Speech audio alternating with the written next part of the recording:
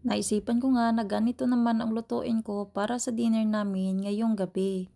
Meron nga pala ako dito ang chicken breast at minarinate ko na ito sa powder garlic, powder onion, at asin at saka paminta. Dito sa pan, naglagay na ako ng kaunting butter at kaunting oil. Tunawin ko lang itong butter, tsaka ko na ipiprito ang aking chicken breast. Mainit na ang oil na nilagay natin sa pan. Ngayon naman ay ilalagay ko na ang chicken breast. Sa pagluto naman ng chicken breast, hindi ko siya i-overcook kasi kapag na-overcook na siya, tumitigas na ang chicken breast. At this point, luto na ang chicken breast at ililipat ko na ito sa aking lagayan sa bowl. Ginamit ko pa rin dito ang same pan na pinaglutuan ko ng manok. Yung mga itim-itim na yan, yun yung mga powder na minarinate ko sa manok na naiwan dyan sa mantika. Naglagay nga rin pala ako dito ng onion. Pagkatapos ay hinahalo-halo ko lang ng saglit. Sunod ay ang garlic. Hindi ako master chef, guys. Kailangan ko lang talaga magluto. Gawa ng hindi nga kumakain si babe ng mga lutong Pinoy. Selected lang ang mga kinakain niya sa lutong Pinoy like chicken adobo, pork adobo, chicken curry, pork curry, mga ganyan.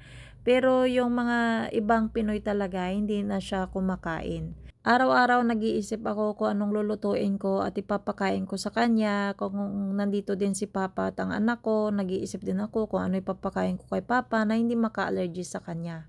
Dito nga nagdagdag pa nga pala ako ng konting olive oil. Lutuin ko lang to ng kaunti ang bawang at saka sibuyas. Sa pasta naman, ganitong luto ang gusto ni babe. Ayaw niya ng half cook. Sunod ko na rin nilagay itong pesto basil. Normally, nagluluto ako ng red pasta, carbonara. Ngayon naman, susubukan ko itong pesto pasta. Sunod naman pala, naglagay na rin ako dito ng all-purpose cream. Bali, hindi ko na inubos ang all-purpose cream. Naglagay din ako ng garlic and onion powder at saka paminta. And then, hinalo. Bali, ang pisto pala, parang may timpla na siya. Medyo malasahan mo na ang pisto. So, nilagyan ko lang dito ng kaunting asin. At hinalo ng mabuti hanggang sa mag-mix ang white cream at saka ang pesto sauce. Tapos, yung manok na pinirito ko kanina, nag-iwan lang ako ng kaunti at saka nilagay dito. Nag-iwan din ako ng kaunti din para ilagay mamaya pang topping sa aking plating. Sunod ko na nilagay ang aking pasta. Bali, fettuccine nga pala ang gamit ko dito.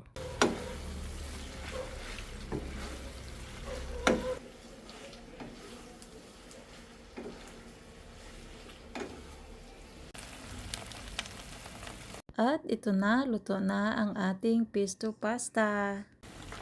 Gumawa nga rin pala ako ng banana avocado shake para sa amin.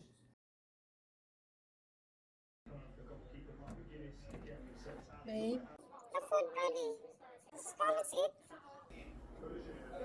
ito niloto ko. Dinner namin ni babe.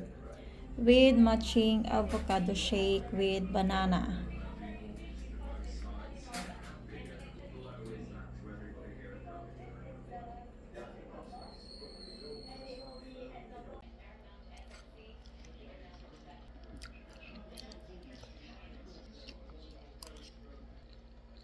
Masarap. Very close.